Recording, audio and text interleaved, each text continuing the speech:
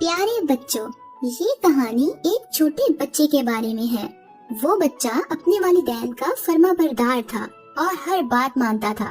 وہ کسی کو تنگ نہیں کرتا تھا۔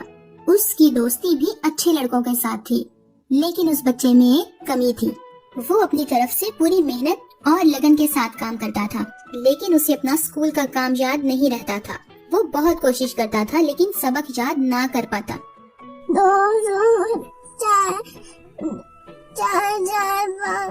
مجھے کیوں نہیں کچھ یاد رہتا، میں ایسا کیوں؟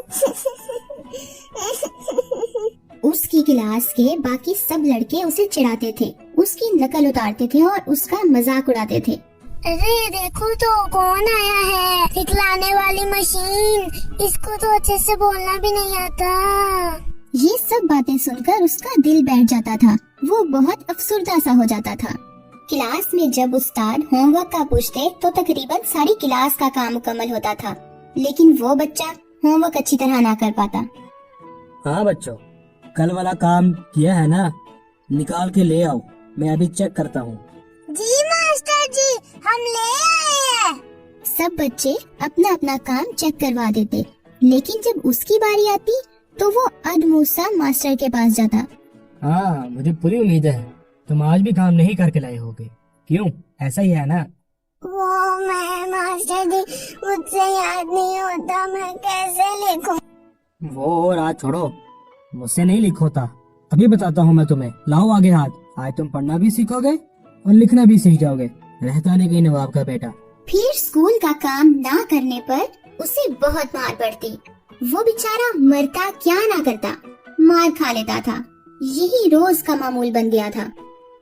ایسے ہی ایک روز اسکول سے چھٹی کے وقت جب وہ واپس اپنے گھر جا رہا تھا تو اسے اپنے استاد مل جاتے ہیں۔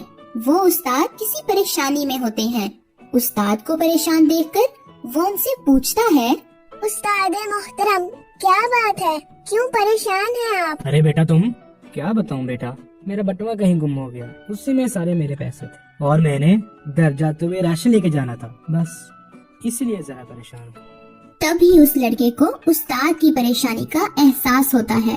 بچہ اپنی جیب سے کچھ پیسے نکالتا ہے اور استاد کو تھماتے ہوئے بولتا ہے، پریشان مت ہو آپ، یہ کچھ پیسے میں نے جوڑے ہوئے تھے نیا بستہ لینے کے لیے، لیکن کوئی بات نہیں، یہ آپ رکھ لیجئے، جب آپ کے پاس ہوئے تو مجھے لوٹا دیجئے گا۔ استاد یہ دیکھ کر حیرت زدہ ہو جاتے ہیں کہ میں تو اس کو اس کی کمی پر مارتا ہوں، لیکن یہ تو مجھے اپنی بچائی ہوئی ساری جیب خرچ دے رہا ہے۔ استاد اس سے وہ پیسے وصول کر لیتے ہیں، لیکن جاتے جاتے انہیں خیال آتا ہے کہ کیوں نہ میں اسے اپنا بچپن کا بستہ دے دوں، جسے میں نے بہت سنبھال کے رکھا تھا۔ استاد وہ بستہ اسے دے دیتے ہیں۔ وہ بچہ بستہ لے کر اپنے گھر چلا جاتا ہے۔ منہ ہاتھ دھو کر جب وہ اپنا ہوم ورک کرنے لگتا ہے تو اس کی نظر اس بستے پر چلی جاتی ہے۔ اس بچے نے وہ بستہ جیسے ہی اٹھایا، اس میں سے آواز آنے لگ گئی، یہ کوئی عام بستہ نہیں، میں ایک جادوئی بستہ ہوں، تم جو دل میں سوچو گے وہ چیز مجھ میں پاؤ گے۔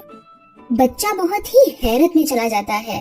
پہلے تو وہ کسی قیمتی چیز کا سوچتا ہے، لیکن اسے اچانک ہی اپنی کمزوری کا احساس ہوتا ہے۔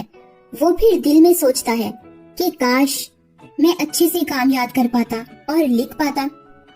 وہ جب بیگ میں ہاتھ ڈالتا ہے تو اسے ایک بوتل ملتی ہے جس میں شربت ہوتا ہے۔